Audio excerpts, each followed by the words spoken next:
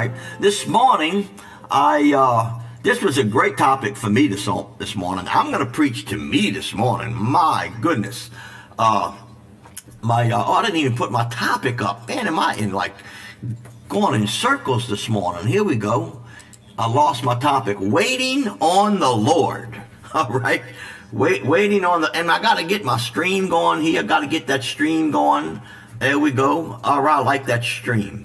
Anyway, let me get on going here. All right. Now that I've amused you so much with all my blunders, man, this morning, man, things were going wrong with me with this technical stuff. Oh my gosh. It was just, things was going crazy for me. And, man, I was again, pulling that old hair out, saying, oh, my Lord, oh, my God, I got to get my water. I didn't hear my water yet. Mrs. C jumping up, running, getting my water for me, coming back here. And, oh, my goodness, my live stream ain't working. Oh, it was just a mess. It was a mess. And then I stopped for a second. I said, and I stopped for a second and I told Mrs. C, I said, and my message this morning is on waiting on the Lord. Don't get all in despair. Just wait. Easier said than done. So anyway, let me just kind of say that to you. Let me open up like this right here. And I'm just going to talk to you a little bit about sitting still a little bit here. And trusting and knowing that God is able and God knows. All right. Prayer and how to pray and all those kinds of things and the results of prayer and how fast God answers or if he don't answer. That is something that is one of my main study topics that I always impart to you. Because you know what, like I told you, whenever I've never been in the military or anything like that, okay? I mean, if I would have been, the war would have been over real quick. I don't play, man. I don't play. But anyway, you know, when you're in the military, very, very important that communication lines of that general in wherever he's at, and in Washington, D.C., whatever, and those troops in the field, very, very important that they get the communication right, okay? Shoot or don't shoot. Stand up or stand down. Okay? Very, very important. When that fighter pilot is getting ready to drop a bomb or something like that, and they decide that he don't need to drop that bomb, very important that communication definitely gets through, okay? So when we call upon God and we talk to the Lord, so many times, it's very important. But God has us wait a lot of times because of something that he's trying to develop. One of the biggest misconceptions about waiting on the Lord and bidding your time is just wondering why he's not answering. But anyway, and this little quick joke right here, on waiting on the Lord. They had a doctor one time that he opened up his practice, and he asked me what he should do. I said, the doctor, you need to pray for patience. I told you that joke about 2 weeks ago or a week ago. There's I heard about the doctor that prayed for patience, because that's what he needed. Killed 2 birds in 1 stone, okay? All right. So listen, the reading this morning is in Isaiah chapter 40, verse 31. And it says, but those who wait on the Lord shall renew their strength. They shall mount up with wings like eagles. They shall run and not be weary, and they shall walk and not faint. Man, that is a mouthful. That's a mouthful, okay? I didn't realize so much took place when you was waiting on God. You know, there's a lot of things going on spiritually that are beneficial to you when you're waiting for an answer from God.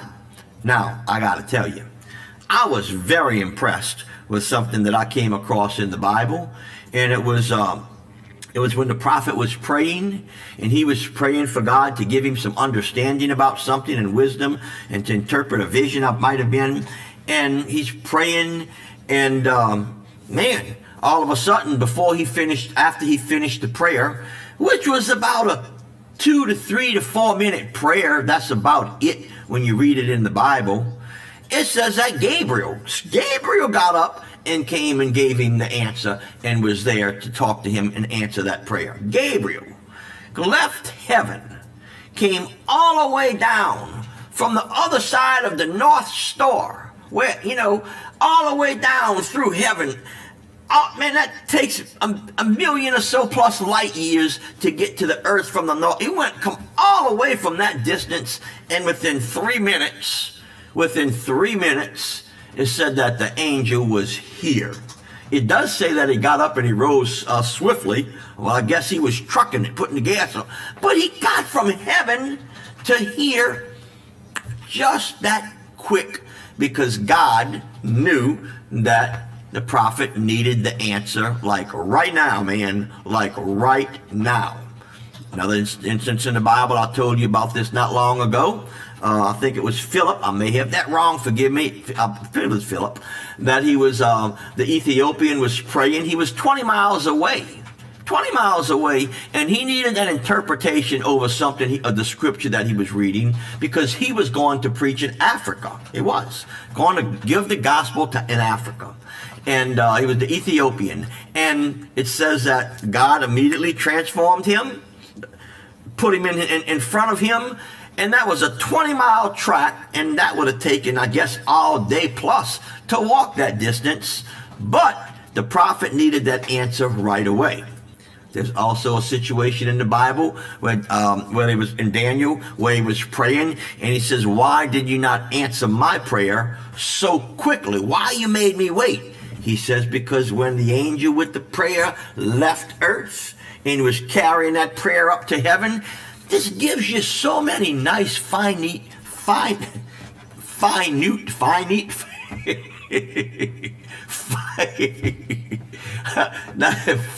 now you know why. Never mind.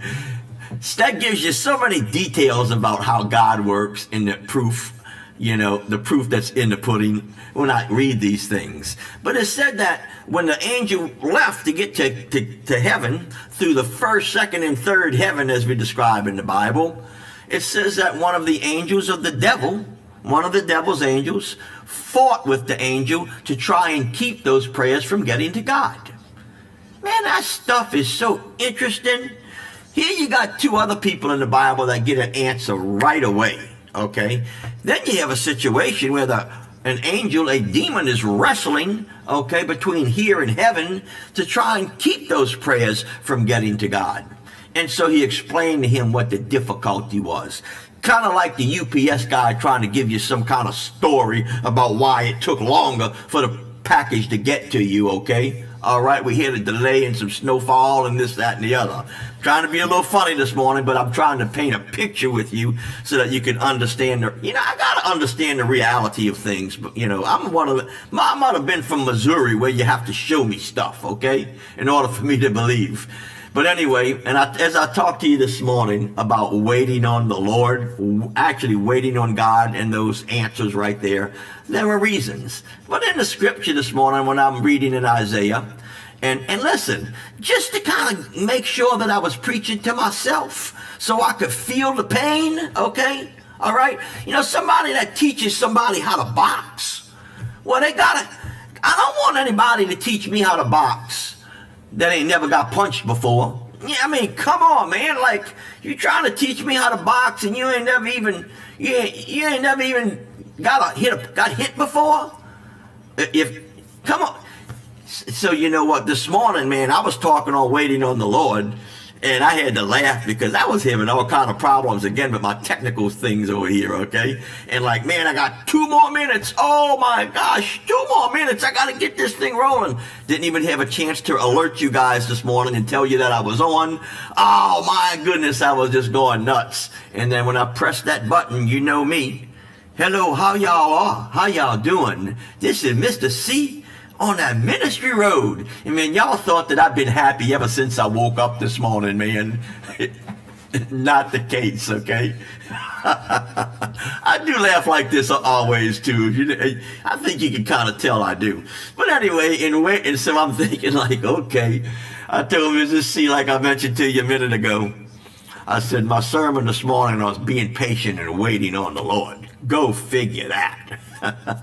So anyway, I don't want you to get weary in your wait for an answer. And when you're trying to, I'll say something. I'll preach a sermon, and I'm going to preach that sermon again pretty soon. It's called How to Climb a Mountain. It's my sermon on how to climb a mountain. All the spiritual aspects of climbing mountains in your life and getting to the summit. And one of the things that I say at the very end, I'll give it away, that once you get to the top, the fun is over. There ain't nothing else to talk about except what you did before. You already ate the ice cream, okay? It's gone.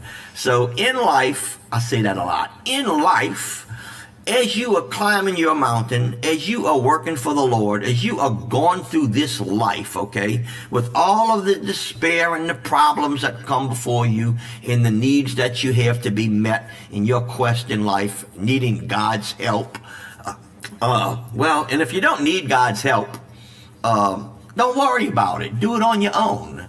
But I always need God's help. And God doesn't ask me to do anything that he thinks that I can do on my own. He always gives me a mission that I cannot accomplish without him. He knows better than to make me think I can do it on my own, because I'll stray. Just being honest with you. You stray from the Lord when you don't need him, man. You don't need God. You like, it's just the way we are, man. That's our sinful nature.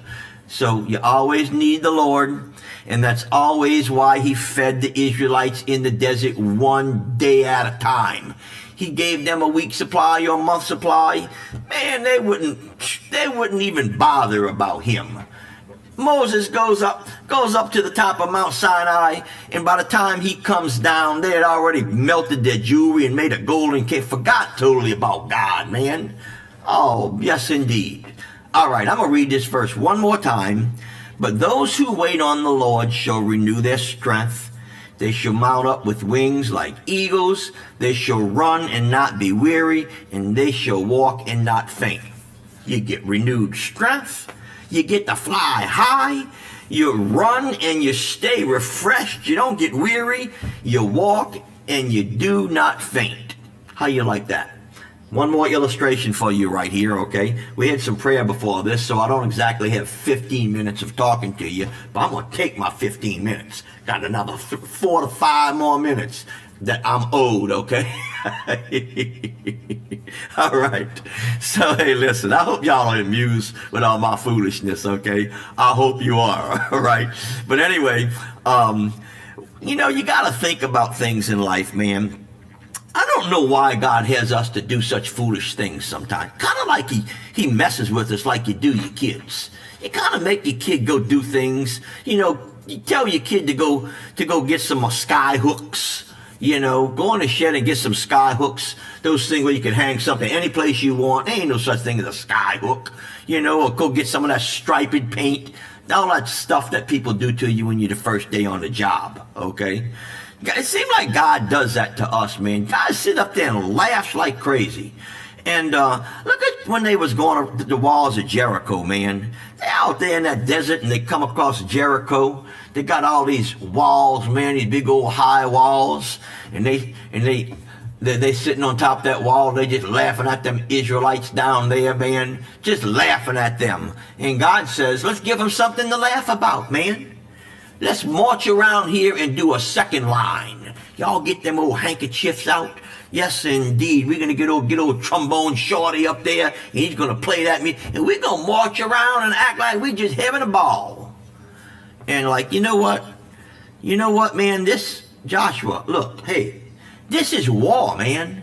We ain't fool. This is war. God said to march around them walls, bro. Go, you get together and now look, I'm going to tell you right now, you march correctly, okay? I want to see y'all march correctly. I want y'all to be like the St. Aug band, man, all in line, making it happen, okay?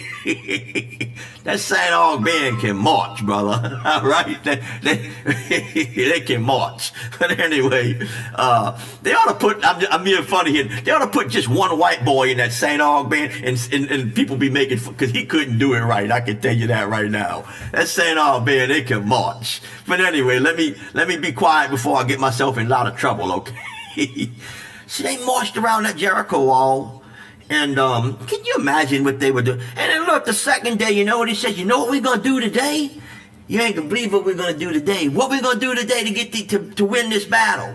We're going to march around that wall again. So, oh, my goodness. It wasn't all that much fun the first day. No, man, march around that wall. Now, it's hot. You know, I don't know if you know this or not, and I've never really been to a desert. But I got to tell you what, it's hot. It's hot. Man, they march around that. Here we go again, man. And they did this thing up to the seventh day. And finally, man, on that seventh day, man, we talking about waiting on the Lord and just being obedient to him. And man, on that seventh day, oh, yes, indeed, them walls come tumbling down. They went in there and they took control. Oh, yes, indeed. They was victorious. So anyway, the devil will be laughing at you. The devil will be thinking that he is above you. Your problem in life that you're waiting on God to do, no matter what it might be, to heal someone in your family. It might be to wait for that financial situation to remedy itself. It might be no matter what. Doesn't make a difference. Doesn't make a difference. Wait on the Lord. Do it correctly. You'll get renewed strength. You'll fly high like an eagle. You'll run and not get weary, and you will walk and not faint, just like they did at them walls of Jericho, man. So hey, listen, I got a little advice for you while you're waiting on the Lord. Have fun, man. Have fun. Why not? Just have fun. Laugh. People get on me, man, because my daddy taught me this, man. I'm going to go right now. I'm going to try and close up in a few minutes here. I'll put the music on, all right? But I got to tell you what. My daddy taught me this. My daddy, he taught me that when he was waiting on the Lord and as he walked in this life, my daddy taught me how to laugh about everything. He did, man. He taught me how to laugh. One of the greatest things that my dad ever did for me was taught me how to go through this life and just have fun. I know everything not fun, but you can still laugh. You can still laugh, man. You can still have fun, because I talked to you about managing. See, Mr. C, he don't just tell you stuff and he don't do it. I talked to you yesterday, I believe it was. I talked to you about dominating your mood. By the way, that was a real funny little sermon I did there Wednesday night. Y'all need to post that one to your wall. Get the one off of the YouTube, put it on your wall, like it, and make a comment. Okay? I'm going to go look for it, okay? Make some comments. And it was on dominating your mood. Right now I'm talking to you about waiting on the Lord. And if you're going to serve the Lord, man, have some fun. Have fun. I'll give you one little illustration right here. My dad. Oh, God bless my dad. I get up in the morning, I say, man, I wonder what Dad's doing now up there, huh? Man, he's laughing, I can tell you that. And so anyway, he was going hunting up in North Louisiana, him and a friend of his. And the car broke down. I think probably the universal joint came loose and just fell down. Made a big old racket. You could tell that the car was broke. It wasn't like, I wonder what's wrong. No, I'm going to tell you what's wrong. It's broke. It broke down. And my dad and him, he just started laughing. He would start laughing. And his friend that was with him, they both went to the church together. I think that might have been when they went to my church. He was laughing. He said, Jim, he said, I don't see anything. I don't see anything funny about this at all, Brother Jim. He said, you don't? He said, we're going hunting. We're going hunting in the camp. There goes our hunting trip. He says, and we broke down. What's so funny about that? He said, God knows what he's doing. He says, he does. He said, yeah. He said, look at this.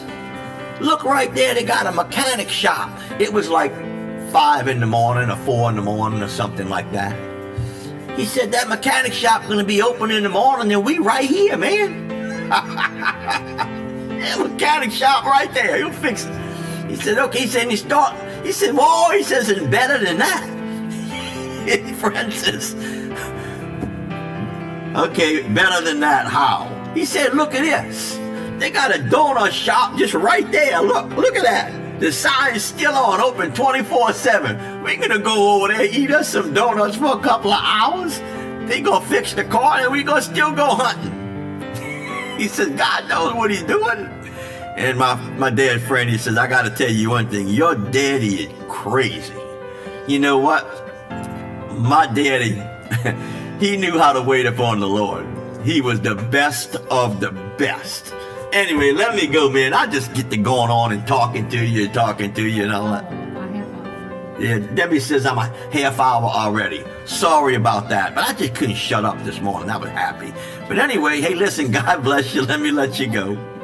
And I will shout at you later. We'll put the music a little louder. God bless you. And have fun waiting on the Lord.